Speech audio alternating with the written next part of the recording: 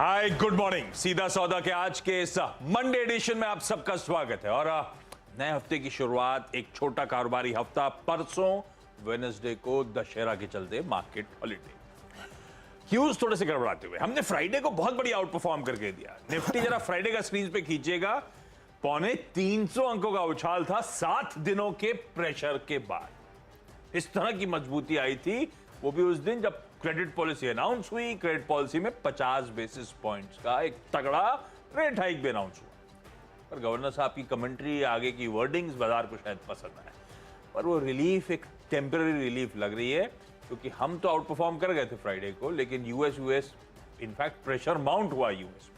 Friday का trading session doctor साहब आपकी स्क्रीन पे दिखा रहे थे। फ्राइडे को 1.5 से 1.25% का दबाव, डाउ 500 पॉइंट कमजोर। और हम लोग डाइजेस्ट करके गए थे 3:30 बजे फ्राइडे को यूएस के फ्यूचर्स थे 2/3 से 3/4% ऊपर।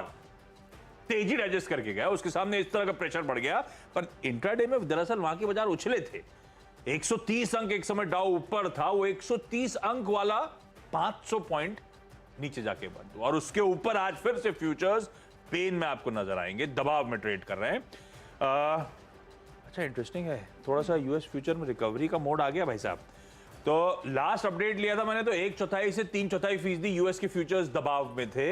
अब Dow in green, S&P green ticks आने बस शुरू ही हुए, और नैस्डैक के फ्यूचर्स सिर्फ 1/4, 3/4% से ज्यादा का दबाव था, अब 1/4%। तो थोड़ा सा रिलीफ देख रहे हैं, देखते हैं फ्यूचर्स कैसे मूव करते हैं।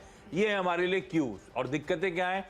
इन्फ्लेशन यूएस का, फेड के एक्शन, वो मंदी का खतरा, वो कुछ बड़े इंस्टीट्यूशंस का फॉल्टर कर जाना, ये सारी नॉइज थी ओवर द वीकेंड।